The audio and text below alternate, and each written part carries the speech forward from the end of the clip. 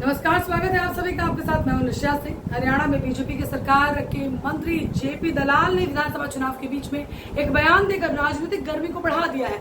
JP दलाल ने कहा है कि अगर हरियाणा में कांग्रेस की सरकार बन भी गई तो दिल्ली वाले 6 महीने नहीं चलने देंगे।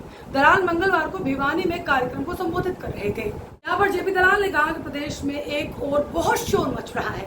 भाई, प्रदेश में कांग्रेस की सरकार आएगी।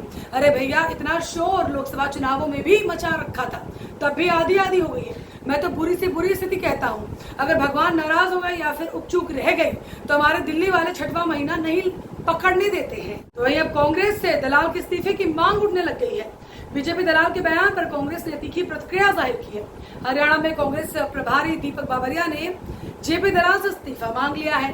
दीपक बाबरिया ने कहा है कि भाजपा के नेताओं के इस तरह के बोल उनकी मानसिकता को दिखाते हैं। जेपी दलाल ने संविधान की खुलेआम धज्जियां उड़ाई है।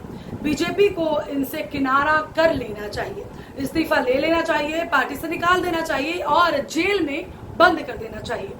दीपक बाबरिया ने यह भी कहा कि विधानसभा चुनाव में धांधली करने की बीजेपी की प्लानिंग पहले दिन से ही है। उनके मंत्री ने आज अभी बोला है, बीजेपी को नियमों से कोई लेना देना नहीं है।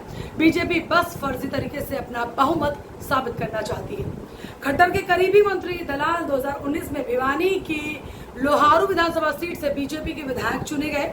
जेपी दलाल पूर्व मुख्यमंत्री और केंद्रीय मंत्री मनोहर लाल खट्टर के करीबी हैं। मनोहर लाल खट्टर की सरकार में वे कृषि मंत्री भी बनाए गए थे। मार्च 2024 में जब मनोहर लाल खट्टर को हटाकर नायब सैनी को मुख्यमंत्री बनाया गया तो भी उनका कद कमजोर नहीं हुआ। मनोहर लाल खट्टर से नजदीकियों के कारण ही जेपी दलाल को नायब सैनी की कैबिनेट प्रमोशन देते हुए वित्त मंत्री बना दिया गया। जेपी दलाल किसानों पर विवादित टिप्पणी कर चुके हैं। पिछले साल जेपी दलाल ने किसानों को लेकर भी विवादित बयान दिया था, विवादित टिप्पणी की थी। नवंबर 2023 में जेपी दलाल ने कहा था, जिनकी घरवाली तक उनकी बात नहीं सुनती है, उन्होंने किसानों का ठेका ले रखा है।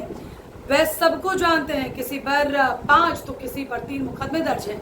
वह उल्टे पुल्टे काम कर रहे हैं। अब मैं बोलूंगा तो लोग कहेंगे कि उल्टा बोलता है। कुछ लोग मेरे पास गए थे, उन्होंने कहा कि हमें अपने साथ मिला लो। मैंने साफ तौर पर कह दिया कि मैं तुम्हें अपने साथ नहीं लेने वाला, क्योंकि मैं बोले बिना नहीं रहता। मैं अगर किसानों को गुमराह करने वाले, उनका शोषण करने वाले, किसानों को थाना तहसील करने वालों के सामने झुक गया तो मेरी राजनीति का मकसद ही खत्म हो जाएगा। आपको बता दें, प्रदेश में 2 टर्म से भाजपा की सरकार 2014 में भाजपा ने 47 सीटें जीतकर बहुमत से सरकार बनाई। फिर साल 2019 में 90 में से 40 सीटें ही जीती। हालांकि तब 10 सीटों वाली जेजेपी से गठबंधन कर सरकार बना ली।